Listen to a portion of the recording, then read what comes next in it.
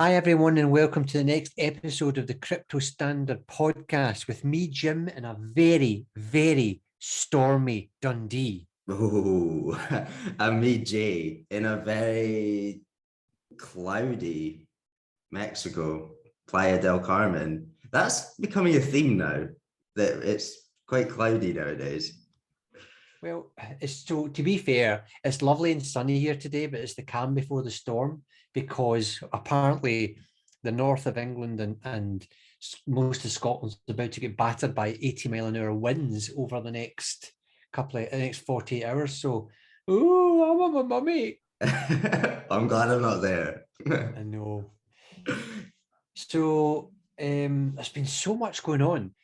I feel I've been watching crypto Twitter, and it's really quite intense and sort of there's a lot of toxic stuff going on. Mhm. There's all the stuff with the Canadian truckers and President Trudeau over there, and I'm like, whoa, this is all getting a bit. And then you've got what's going on with Russia, and then Bitcoin tanks, then Bitcoin goes back up again. It's so wow, just non-stop study. Yeah, it's pulling it back. I'm feeling like it's pulling Bitcoin. There's just so much happening now that it's hard to keep up. So at the moment, I'm just focusing on Bitcoin because that is the one that it's taking off. It's getting the adoption. Well, there is one person that is very focused on Bitcoin, and I am delighted to say that today we have that person on the show. Her name is Molly Spiers. Molly is, I love her stuff on Twitter, makes me giggle all the time. And she works at CoinCorner, which I believe is in London.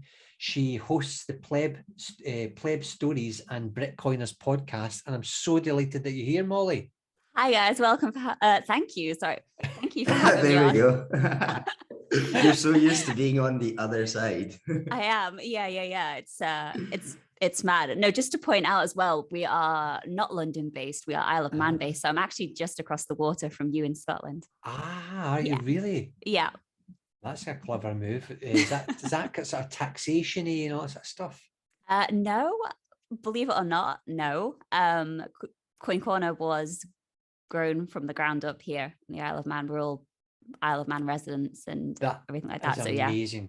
That is amazing. I just naturally made an inference that you were based in London. It just shows you how wrong I was there. No, quite different from London. Definitely the furthest away from London you could imagine. Yeah, if you not get Baroness Bra that lives there, if you not get Michelle Moan and her husband. Yeah, I'm aware of her. I'm not sure where she lives on the island, but I know that she lives here. Yeah. She's done well. Okay. Yes. Tell us a bit about yourself, Molly. Oh God, where do I begin? Yeah, so I am head of marketing and communications at CoinCorner. Co-founder of Mount Socks. Bitcoin podcast host for our in-house podcast Bitcoiners, and also my new show, which is Pleb Stories. And you're very focused on Bitcoin, aren't you? Yes. So does that mean that any of the other coins, if I was to say Ethereum and Cardano to you, are you going to melt or? Yeah, no, I am a self-proclaimed Bitcoin maxi. I appreciate there's other coins out there, but I am 100% focused on Bitcoin. I think just having been sort of in the industry for as long as I have, which is coming up to 7 years now, I kind of seen how the sort of altcoin life cycle plays out, I guess. And it's the same story every time. These coins, they appear, they, for whatever reason, whether they want to be faster than Bitcoin, better than Bitcoin, whatever they are claiming to be. But the reality is a lot of them are not here anymore, whereas Bitcoin is. And I believe that Bitcoin is the future of finance. So these other coins, the borderline gambling, I guess. Whereas Bitcoin, no, I believe in that as changing the world. And you've got, you just said there 7 years. Yes. So you've been following, understanding, reading about, educating yourself, watching, investing for 7 years in Bitcoin. Yes. Yeah, I joined CoinCorner in 2000, April the 1st, believe it or not, 2015. It wasn't a joke, although I'm sure Danny thinks it is still some April Fool's joke. But no, yeah, I joined in 2015 and I've been here ever since. Did you know, like when you were applying or when you were joining the company, did you know about Bitcoin before that? Or no. No. No, I knew nothing about Bitcoin actually. So before I joined CoinCorner, I worked at a local hospitality chain, I guess you want to call it. So it was like hotels, leisure, and I did the marketing sort of side for them. And I was there probably about a year and a half before I started to get itchy feet with it. It was a local hospitality company as well. So, you know, there's only so much marketing you can do to a local market. And yeah, I was just sort of like putting the feelers out, seeing what was out there. And I saw this role for CoinCorner, which was for a marketing person. And I applied for it mainly because of the marketing side, not because of the Bitcoin side. And I think also back in 2014, when I applied for it, there just wasn't the Bitcoin information, the resources out there. So I think most people, you know, when you apply for a job in an industry or with this particular company, you try and read up a little bit so you're clued up. And there was just nothing really out there, you know, so certainly not in comparison to what we have today.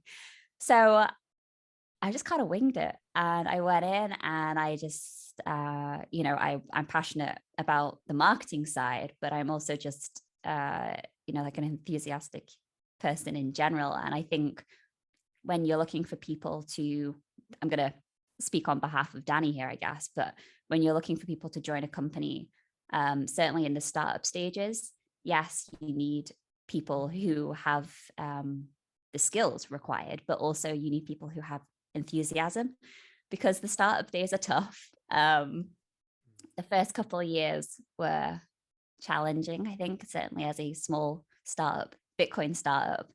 Now, obviously, we're well established and in a much better place, but I think being enthusiastic and sort of like motivated in those early years really is what helped me, first of all, get the job, but secondly, like last these 7 years, because they've been tough. There's been highs, there's been lows, but it's all good fun. I think so. I think Jordan and I have been to Bitcoin and cryptocurrency from 2017. But if you think what's happened over the last 18 months, Molly, and then you go back to 2015. If you go back to 2015, you can hardly find any media anywhere about Bitcoin. Now it's just like everywhere. Yeah, it was a very different time. I think even from a marketing perspective, trying to grow the business at that time, it was a lot of the marketing side was just too early, if that makes sense. People had never heard of Bitcoin, I guess, whereas now people have heard of it, but don't necessarily understand it. Whereas back, 6-7 years ago, people hadn't heard of it at all. They didn't. So everyone's question was, what is Bitcoin? And then sort of before you could even try and market CoinCorner, you had to market Bitcoin first, get people to understand what Bitcoin was, like why they needed it. And I think even back then, it's more so now, I think people are seeing the way the world's playing out. But certainly back then, people didn't realize, why they should buy Bitcoin. They didn't see a need for it, I guess. But as the years have gone on and people's eyes have sort of like opened to what's happening to the world and the economy and everything like that, I think they're starting to realize. So now it's very much, I feel my job is easier in some respects. There's more challenges. I can come back onto them in a bit. But in terms of people having that initial understanding of what Bitcoin is, that seems to be there, which is good. I feel like you can probably have a bit more fun with the marketing now, because people understand, like there's more understanding of it, so you can just enjoy it a lot more. Whereas well, I'm guessing, I'm sure you'll tell me, but 2015 is more educational, and this is what Bitcoin is. You have to be serious about it. Whereas now, so many people know about it that you can play about. I say yes and no. I think as the time has gone on, you've obviously got more things like regulation, and you've got the advertising standards agency weigh in, because as Bitcoin or cryptocurrency awareness grows, you do have, unfortunately, people investing in the altcoins, and they're highly volatile, and that's where people unfortunately do get burnt a little bit, and then the reputation, sort of like the consequences of that, sort of comes onto Bitcoin. So I think in the earlier days, yes, you probably did have a bit more flexibility in what you could and couldn't do. I personally, at CoinCorner, we being a startup, I didn't have a marketing budget to actually do anything with. So a lot of the stuff we did in the early days was, and it's kind of like how we've built the business, is be active in the communities. So be out there, like free marketing. So Twitter, Reddit, I spent a lot of time on those forums, like in the early days. And even now, like I obviously spend a lot of time on Twitter, but Reddit was where sort of the community was at in the early days. And it was kind of building the company up that way. So laying those sort of foundations and yes, educating people that way. And then, yeah, as the years have gone on, still very active in those forums, but you do have, as the company grows, you make more money, you do have a marketing budget to some sort of extent. But now things are a little bit more difficult with, advertising agencies and stuff like that. These certain rules, certain sort of guidelines that you have to adhere to, certain stuff you have to say on adverts. So yeah, yes and no, it is a little bit easier, but it's also not. And when you started off in 2015 and you met Danny, yeah. What was what inspired him? Because it was quite pioneering to create a Bitcoin business then. Yes. As opposed to just buying some coins. Yeah. Okay. So I've heard him tell this story many times, so I can relay it back to you guys. So before, let's go way back. Danny first heard about Bitcoin when he was at college or university from one of his lecturers. So I think he actually says it was 2009, around about that time. And it was to do with the general Benz, I can never say it, the general benzonines problem, whatever it's called. I can't remember the name.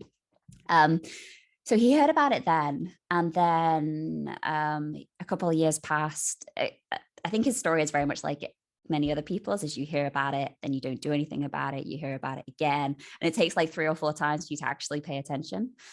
So he then heard about it a couple of years later when he was working for a food delivery company, I think, and they were looking at Bitcoin as a payment option for this company. I think this must have been around 2012, maybe.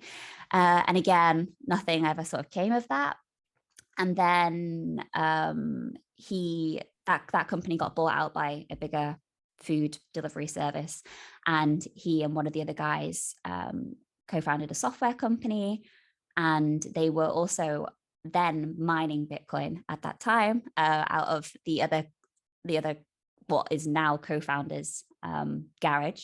And we actually have those mining machines here in the office as like a bit of history. Wow. So yeah, so they were mining Bitcoin around about 2013, I think. And then I think just with, the way Bitcoin mining went and, needing more powerful computers and stuff like that, it just wasn't feasible to do that anymore. So they decided to create an exchange. And yeah, 2014, they founded CoinCorner and launched in the summer. And the rest is history. Wow, that is amazing. Absolutely amazing. Yeah, it's cool. It's a really cool story, actually. What could you summarize? Because we've talked a lot about CoinCorner, and I don't know if all our listeners are aware of it. So could you just summarize what exactly is it? Yeah, sure. So basically, it's a platform to buy and sell Bitcoin. We are probably one of the not the longest running sort of one in the UK, but we're certainly up there. We've been around since 2014. First and foremost, platform to buy and sell Bitcoin, but we have lots of other Bitcoin focused services. So we've got CoinCorner Checkout, which is a Bitcoin payment solution for merchants if they want to accept Bitcoin. We got CoinCorner Cashback, which is kind of like a UK version of Lolly. So we partnered with hundreds of online retailers, and you can shop online and get Bitcoin back. We do auto buy. Everybody, the DCA, everybody's into that at the moment. And then we're also this year, we've got a lot of lightning focused products coming out, which is very exciting. Can't say too much about them, but it is very exciting. So yeah, Bitcoin focused company. And what is it about? So for you, having spent more time in Bitcoin than Jordan and I, what is it about Bitcoin, the token, or Bitcoin, the network, that you, when you said earlier on, Bitcoin is the future, what is it that convinces you of that, Molly? Do you know, I get asked this a lot, and I don't have a straightforward answer, I guess, but it's just everything Bitcoin stands for. When you look at it versus altcoins, it's decentralized. It's do you know when you just didn't when you got so much? I don't think you see my face when Jim asked this question, because I wasn't prepared for it either. And I was like, there's so much. There's so much. And I think as well, like when you first start out in Bitcoin, it's easy to explain to people what Bitcoin is and what it is to you. But I think the longer you're in it, the more you understand it, the more you learn about it, it becomes very difficult to actually explain that to people. And I mean, I know that's kind of ironic with me being sort of like head of communications, but I can't remember what the theory is or what the name of it is, but the more you learn about something, the less you feel like and this is the case I find with Bitcoin. When people ask me like now, like, what is Bitcoin, I'm like, where do I start? And when people ask me like what my views, opinions on it, I have so many that I'm like, where do I start? So that's kind of where I am with this question. I'm like, yeah, where do you want me to start? That's the tricky thing, because there is so many like rabbit holes you can go down within the Bitcoin like umbrella, I guess. Yeah. So if it's going down Bitcoin as an asset, Bitcoin as a network, and then it's taking it away from like the centralization. And when I get asked this question, I'm exactly the same. And I'm like, especially if you're trying to explain it to a beginner coming in, that is the hardest part, I find. Yeah. So one of the things that, and this, I'm listening to you both because I know what's going on in your heads, the amount of information you've got about Bitcoin.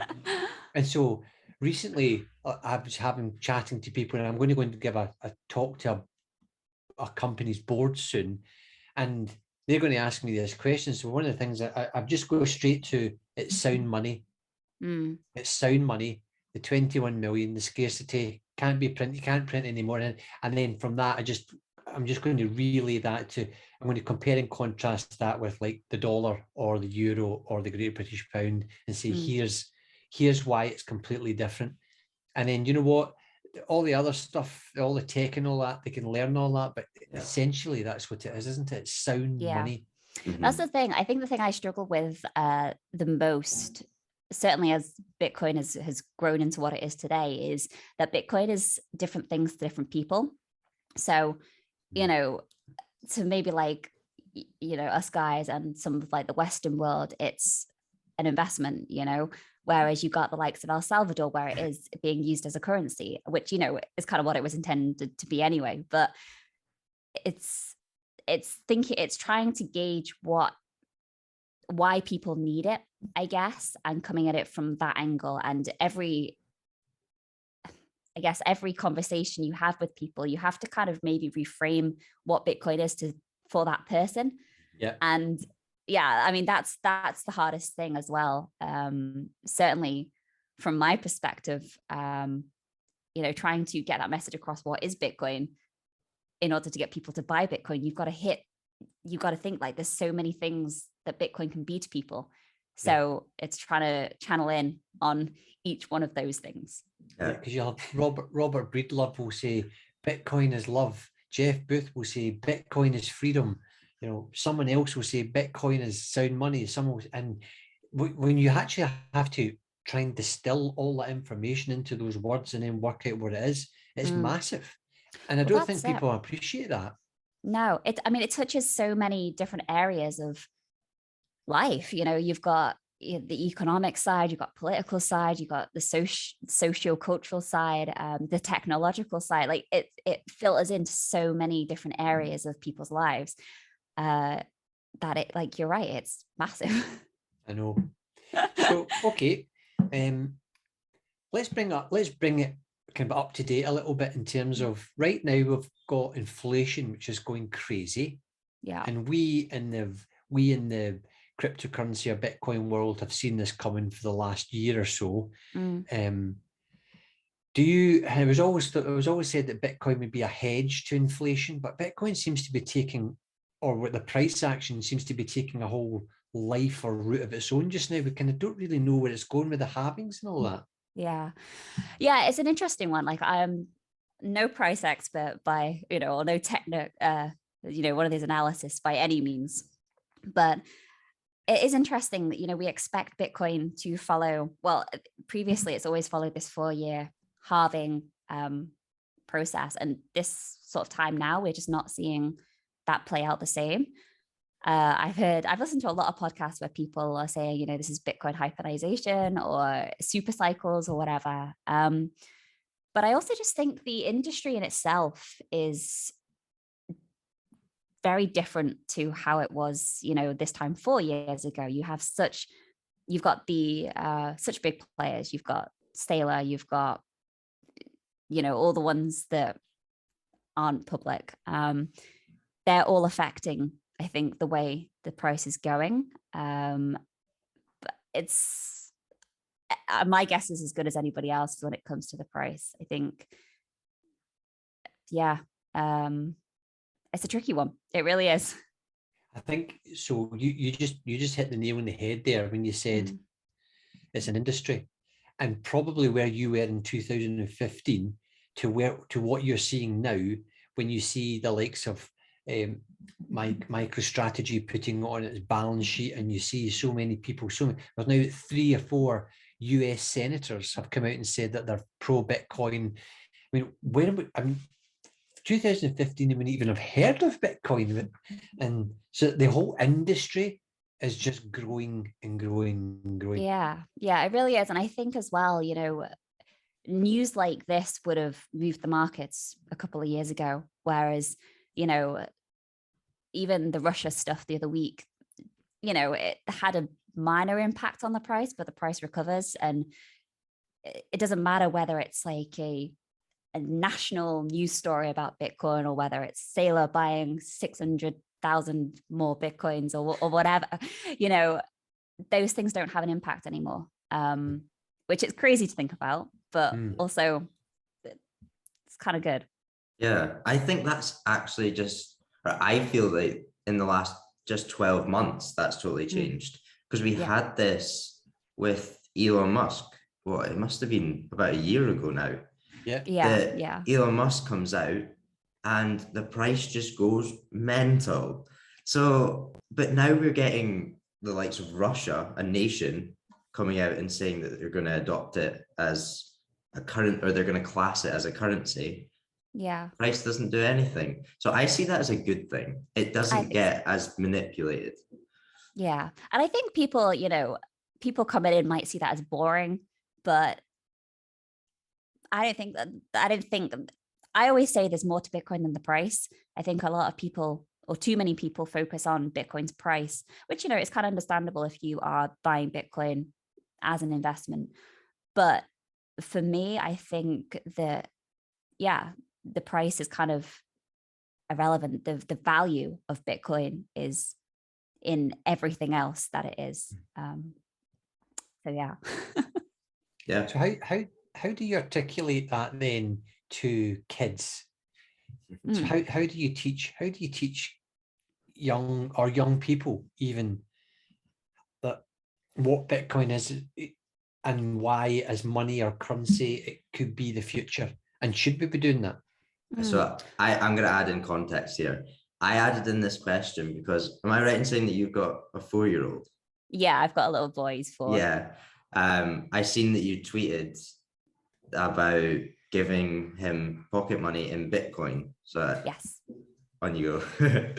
Yeah, no, so that's right. I do. I have a little boy, he's 4. It's, I don't know whether he is a, influenced by being around me, but he is very, very clued up about Bitcoin. He hears the word Bitcoin, his eyes light up, and I'm like, oh God, what have I done? Already taught a 4-year-old. But no, I think it's good. The tweet you're referring to, he started asking for pocket money recently, and what sort of Bitcoiner would I be if I didn't offer him the choice to either take it in fiat or take it in Bitcoin? And I don't want to ever force him to take it in Bitcoin, because I don't think any of this should be forced upon someone. But it's kind of like just a miniature experiment, I guess, for me, to see whether it's of interest to him. It's quite interesting as well, actually. I guess the next generation. This is something we're actually looking to bring to CoinCorner very, very soon, is Bitcoin savings accounts. Because I see a lot of Bitcoiners, they are buying Bitcoin to preserve their wealth for future generations. And, I have bought Bitcoin for my son since he was born, but it's kind of like mixed in with my own personal Bitcoin. So something I've been on, the guys at work, I've been on about having kids accounts for a while, like sub wallets within your wallet that you can, allocate savings for them for when they're older. And that is coming very soon, which I'm very excited about. And this sort of sentiment I gather from the industry is that's a lot of people do want the same. So yeah, I mean, the whole kids thing is interesting. I kind of hope that the Bitcoiners I know are, talking about Bitcoin around their kids. Kids aren't going to understand what inflation is and all that. Certainly not at 4 or 5, however young they are. But I think just having conversations about Bitcoin, subconsciously it's sinking in, and then kids will grow up with this open mindset about Bitcoin. I mean, digital currency is not like uncommon to kids these days. I mean, I'm not a gamer, but I think, is it Fortnite where you have V-Bucks or something like that? So then they're not, they understand what digital currency is and how it works, but then it's just, taking that and applying it to Bitcoin. How do you think the UK, so I know you're in the Isle of Man, but I still think the Isle of Man is part of the UK, even though it's a completely different government. Yeah. How do you think the UK is sitting in terms of its adoption of Bitcoin? And to help you with this question, when we look at Wells Fargo, Goldman Sachs, JP Morgan, all the banks in America that are starting to offer Bitcoin services, whether it's to the high net worths or whether it's to, as a sort of regular service where they can dollar cost average in, there doesn't seem to be anything in the UK. Have you found anything, Molly? No. I personally think the UK is getting increasingly far behind on this sort of thing. I know of a few Bitcoiners who actually work in financial institutions in the UK, and Bitcoin is just not on their radar at all, which I just think is really going to shoot themselves in the foot. They're talking about the central bank digital currencies, and it's just the wrong, in my opinion, it's the wrong sort of mentality to have. It's still trying to keep that control, which they must realize that they're losing, because otherwise they wouldn't be coming up with these ideas in the first place.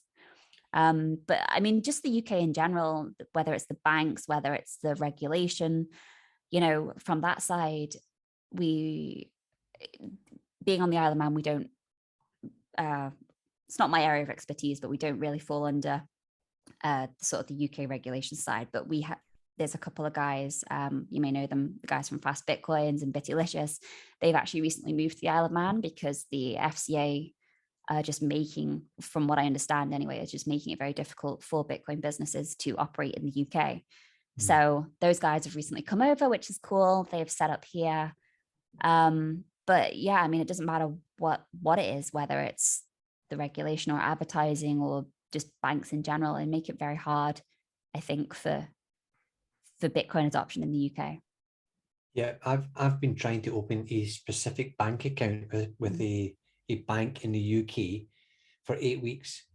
And then normally, so I can go into Starling or Monzo and open an account literally within 2 hours. Yeah. It's taken 8 weeks because I told them I had cryptocurrency. And they've asked for everything. I think I've had to send about 80 screenshots of all my crypto and exchanges there.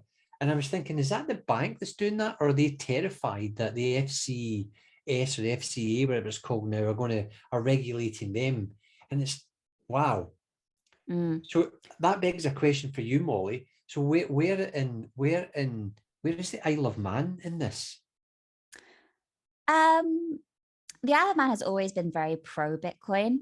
The government in itself, I mean, obviously we do have the high street banks here, but their head offices are typically in London. So, they don't really have a say in being Bitcoin friendly. But the government in itself is very pro Bitcoin. I think even back in as far back as 2014, 15, just before I joined CoinCorner, they had an event over here called Crypto Valley Summit, which was a very crypto friendly event, and it saw a lot of big names back then come to the island with the intent to sort of like set up and sort of have a office here. Unfortunately, the Isle of Man does follow some of take advice from the UK in sense of regulation and that sort of thing. So it hasn't become the Bitcoin island that it set out to be, I think, back all those years ago. But I mean, generally speaking, we've got really good relationships with the Isle of Man government, and they've been very welcoming to Fast Bitcoins and Bittylicious as well. So yeah, we like being here anyway. And just as a follow-up to that, yeah, because Jordan and I are still struggling in Scotland to try and get in front of any MSPs just to talk about Bitcoin or cryptocurrency or blockchain. Does the Isle of Man government, do you guys, when you've got a good relationship, do they listen to you, or are they open to finding out more about the possibility and potentials of Bitcoin? Yeah, I mean, absolutely. They, we have government contacts, so we actually had a meeting with our contacts just last week, and they're always open to listening, to the good, the bad, whatever opinions we have. The problem is, I think, when they go back and they have to sort of feed it in, and as with any government, there's layers upon layers of people to try and get stuff through. I mean, Danny has been, since he founded CoinCorner, has been telling the government to buy Bitcoin and get Bitcoin on the balance sheet, and they never did, unfortunately. It went to the Treasury. I don't know what happened, but it just never played out that way. But I mean, they're good for listening, and it's not what I imagine the UK to be like, where you can't speak to anybody. I mean, it's a small island, so the person you probably want to speak to, you just see in the street. So no, it's very open that way. But yeah, open to listening, but unfortunately still face the challenges that any government have, where not a lot gets done very quickly. Yeah, I think that's the challenge that we're trying. We just want that first step with Scotland anyway, is to get them to listen. That's all, because then you've done your part. You've, like you said, Danny suggested buying Bitcoin and they didn't do it. They will now face the consequences that they could have had Bitcoin in 2015. Exactly. I mean, I'm kind of hoping that the way the world's going, you know, like with El Salvador making Bitcoin legal tender, and sort of like the countries that are going to follow in the footsteps of El Salvador, you'd hope that places like the Isle of Man that are small enough to do that will take note and do something similar. But I don't know. Time will tell. So I struggle with this because I'm in the crypto world all the time. I feel like I have two different lives. I've got my normal life and my crypto life. And do you think people in the normal life know about El Salvador? So if that is people in the Isle of Man government or the Scottish government, do you think they're aware of what is actually happening over there, or over here, I should say?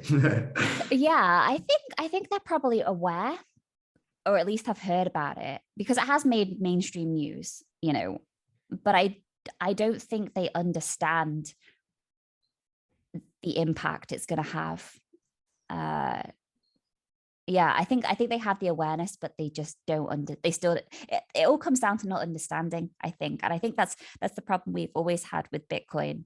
You know, I heard somewhere or read somewhere, someone said that, you know, you need to commit at least 40 hours to learning about Bitcoin before you sort of like truly understand it. And I think that's the case. And, you know, sadly, the world that we live in these days, people don't make the time to do that. And people want to just see the impact straight away. And yeah, it's unfortunate, but it all just comes down to a lack of understanding.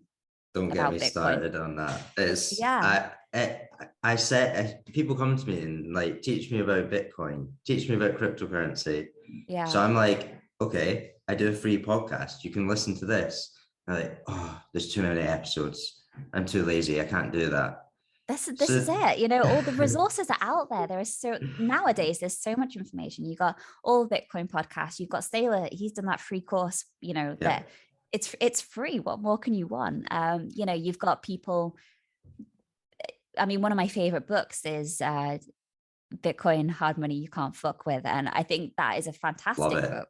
Yeah, it's such a great book for anybody to, you know, who for newbies. But people will look at it and be like, oh, I haven't got time to read a book. And well, the problem is that, you know, if you don't make time to actually learn and understand Bitcoin, you're never going to get it. And, you know, that's going to be the problem. And you made a really powerful statement there that after El Salvador, do you actually believe that there will be other countries in 2022, even 2023, that will do the same or something similar as what El Salvador have done, Molly? Yeah, I think so. I think we'll see it mainly in, you know, the South American countries first. I don't expect to see it, you know, certainly not in the UK or US anytime soon, if ever. You know, these guys, I think it comes down to, as I said before, they've got a need for Bitcoin. You know, whether it's remittance or whatever. You've got El Salvador. I think Tonga is also looking to pass a bill later this year. Panama, Paraguay, I reckon Paraguay even. I think those are the sort of countries we're going to see this adoption in next, because, you know, it has been great for El Salvador. You know, even just the publicity they've got from it, all the Bitcoiners flooding to El Salvador to go and see what it's like it really has done wonders for their economy. So I think other countries will see this and take note. And I'm hopeful anyway. Yeah, that comes back to with what you were saying there, people going and visiting El Salvador. I think we had Jeff Booth on the podcast 2 episodes ago, and I think it was him that's saying, I could be totally wrong, but he said that the only country in the last 12 months that their tourism has gone up is El Salvador in the world. I think he said 6%, which is crazy. It just shows you what is actually happening. Yeah, I think, Bitcoiners, we're so loyal to the cause that, of course we're going to, a country accepts Bitcoin. We're going to go there. We're going to go and pay for McDonald's with Bitcoin because we can. And you've seen a lot of like sort of, use the term loosely, like influencers in the space flock to El Salvador, and they're sharing it on, socials or wherever. They're talking about it. And it's just creating that sort of like avalanche, I guess, of tourism for this country. It's great. There's one guy who lives, I'm pretty sure he lives or resides in the Isle of Man. His name's Simon Dixon. Yes, I know Simon. So my understanding is that he's down there with Max Kaiser, and he's going to help. He's helping the government set up the volcano bonds and make sure they're done really prudently and properly. Yeah, I know, isn't it? A small world, right? That's absolutely amazing. Like he's just like, I'm getting on a jet and I'm heading down there to make this happen. Yeah, it is. And I kind of love that about Bitcoiners as well. We want to make it happen, and that it's such a mindset thing that they're just like, right, okay, volcano bonds, let's go. But yeah, you've probably noticed, Molly, that I'm probably 5 times older than the two of you, which means and when I was looking, one of the words you used earlier on there was the cause. It's sort of, we feel Bitcoin's a bit of a cause, and this is a question to both of you as younger folks. What does the cause mean? And if you were in your 50s like me, if you were to move your life forward, what does good look like? You want to go first, Jay? Yeah, I'll go for it. I think it's because, so I have done so much research into like macroeconomics that yes, when you were my age, life was good. It was better financially anyway. And you could get, what was it, 10% interest rates and everything like that. But now look where we are. It feels like we're at the end of the fiat system. And I'm doing the sensible thing, or what I see as the sensible thing, of literally just moving to a currency that is fit for the digital age. And this is away from the centralization of the banking sector and the governments, because we've seen what effects they have on the economy. We can see this. We've been looking at all the stats for I think 30 to 50 years. You can see the social and wealth divide that is happening. And I don't know if I can do it on this, but it's literally just going like that now. And that's not the world I want to live in. So I've just picked a different currency that I don't believe will do this. And I put most of my money into that. Yeah, I mean, it's very interesting. I'm not under any not in any way implying that you're as old as my granddad, Jim, but I was talking to my granddad the other day, and he's 80. I think I said he was 86, but my dad corrected me, he's 87. And he's actually very interested in Bitcoin. It's an interesting one. He's interested because he knows I work in it, but he's also, every time I speak to him, he wants to learn and he wants to understand it. And I think it's very difficult for him to do so because, he's 87. He's had 87 years of the traditional banking system. And, having, one of the things we talked about the other night was I was trying to explain to him how you buy Bitcoin. And I was like, it's online, you use an exchange like us. And, he's always enjoyed going actually into local branches. That's all part of the experience for him when he had his bank account. He goes into the branch, he talks to the people, and I was just like, Granddad, it's not like that anymore. It is, as you say, moving to this digital age. And I think in some ways you know, it has its pros and cons. I think as with anything that goes digital, you kind of you lose a little bit of that human element. But I say that, but then I also think that with Bitcoin, it hasn't lost that, because the Bitcoin community is just, it's just continuing to grow. And yeah, you know, you've got space cats and all sorts of anon people, but there's people behind it and people that all believe in this cause. And yeah, I sat here smiling because when I think about it, I'm so excited about it, and I just think it's really beautiful. So for you two youngins, over the next 30 years, you reckon Bitcoin is just going to grow and grow and become what it really is capable of? Yeah, No I doubt. think so. Yeah, absolutely. I think we've seen that, you know, even in the time it's been around, what's that, 13 years now? Can't do the math off the top of my head. But you know, in that time it's grown like crazy. And I just think if you think about how much it's grown in that time, but also how many people still are not aware of it, but still not bought into it, I think we've still got so, you know, it's cliche, but we are still so early. Yeah. And I'm going to fire this back to you, Jim. And I think they've heard our perspective on it as like the younger generation, but you get it. You understand this.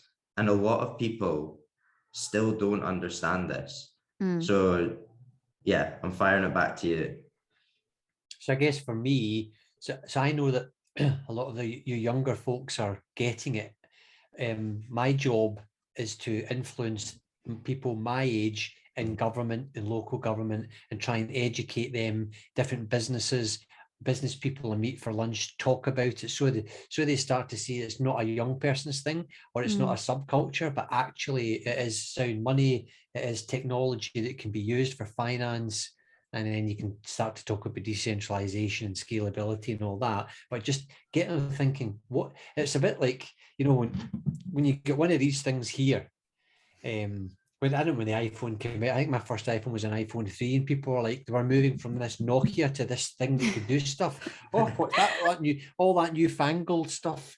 But now it's just like you just take it for granted. And I expect and I hope that in the next 20 years, Bitcoin's just taken for granted. Yeah, I think as well, you know, when the first iPhone came out, I'm sure people were like, oh, it's too complicated. Like, you know, I don't know how to use it. You know, all the excuses you hear with any new technology, that it's, you know, often when new technologies do come out, they are complicated and people find them difficult to understand.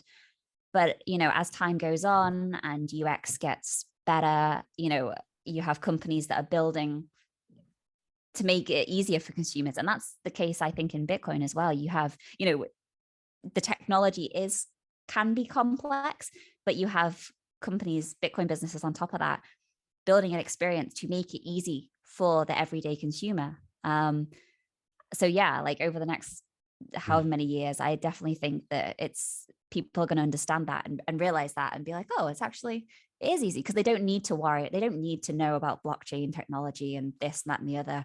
You know, it's like with, you know, your Visa card or whatever, you don't need to know how it works. You just use it. And it's the same with Bitcoin. You don't need to know how it works. You just use it. I think sorry, I'm just going to butt in here. I've got one thing so Sweet Sinner on Twitter, and Neve, she's known, we've had her on the podcast lots of times. She put out a tweet yesterday and it said, the only people that hate crypto are the ones that don't understand it. And that hit me hard, because that's so true. And it is the same when you were talking about technology there. When new technology comes out, people are defensive. They stay away from it. And I'm looking at myself right now with AirPods in. When the AirPods came out and I had my wired earphones, I was like, no way am I going to get them. I'm just going to lose them. There's no point in ever getting them. And look at me now, like I just use it and take it for granted. And that is exactly what Jim said and you said, is we're going to see that with cryptocurrency and Bitcoin. It's I mean, I think it's natural human instinct not to like change or resist change. You know, but even if you think back to, I mean, way before my time, but you know, when the internet came out and emails and stuff like that, and people were, from what I've read, you know, people are like, why would I want to send an email when I can just send a letter as normal? And nowadays, like, we use email for absolutely everything. And I just think it'll be the same, you know, with Bitcoin. You have that initial resistance because it's something different, you know, it's something new, but it will slowly, or, you know, quickly, depending on how the world plays out, it'll just become the norm for people. I remember my very first CompuServe email account. That was 30 odd years ago. So I've got one final question for you, Molly. Sure. I sometimes see Bitcoin and tech as a bit of a bro, a bit male oriented. How did you cope, and how are you coping now? Do you see females being accepted and leading in the space? It's interesting. Like, I personally have, like, I know the kind of Bitcoin bro culture exists, but I guess maybe because I've been in Bitcoin so long, I've just become sort of like desensitized to it. And I think, you know, when I joined CoinCorner, I was the only female on the team, and it was like that for many years before we grew and, you know, hired more girls. And even now, you know, we are predominantly male team. I just think that's the way it is. And the industry, is also predominantly male, and that's okay. Like, I think that, I don't know, I see a lot of people being like, oh, we need more women in Bitcoin. And yeah, you know, more women would be great, but I think we just need more people. I don't, you know, Bitcoin is for everyone, and Bitcoin doesn't care whether you're male, female, something in between, you know, it just carries on. And I think we kind of, society gives things like this a problem, or makes it a problem. The Bitcoin bro culture, I personally find it quite funny. I think I play up to a lot of that on Twitter, you know, the whole bro culture about not having a girlfriend, or, you know, but I don't know, you just can't take it too seriously. It's a difficult one. I'm sure there are, you know, women in Bitcoin out there who feel differently, but I personally I've never really had an issue with it. You know, we're all just here working together to make Bitcoin a success. It doesn't matter whether you're male or female, or, you know, the end goal is the same for everybody. Yeah. Jordan? So true. No. I didn't have anything there. I was just nodding. I was like, yeah, 100%. And it is just like, we're all here for this one cause, and that is to make the world a better place. Yeah, exactly. Oh, we hold on a minute here. I'd like to teach the world to sing. Hey, hold on a minute here. Oh, no, the song. I can see that. Ask Danny if he remembers the new Seekers. Okay, look, that's an hour's flown in there, Molly. And how do people find out about CoinCorner? Mainly on Twitter. Oh, well, website first, coincorner.com. But Twitter is where myself and most of the team are at, actually. We have quite a presence, I guess you can say, on Twitter. It's kind of like one of the things I encourage the team to do is to, when they join CoinCorner, to get on Twitter. So, you know, we've got the main CoinCorner account, which is just CoinCorner, but you've got myself, you got Danny, you got Naomi, you know, we're all on Twitter. So if you want to learn about Bitcoin and CoinCorner, follow us, tweet us. You know, we're always happy to answer any questions that you guys have got. We could maybe put, Jordan, could we put a couple of those links down in the show notes? Sure can. Yeah, that'd be really good. Molly, thank you so much for giving up your time today. I've learned even more, and I'm so optimistic that for my kids, people like you are going to lead the way in this frontier and pioneering in Bitcoin. So thank you very much. No, thank you. I really enjoyed this conversation, and it was great. Thanks for having me on. Thank you. Listen, awesome. Take care. Bye. Bye.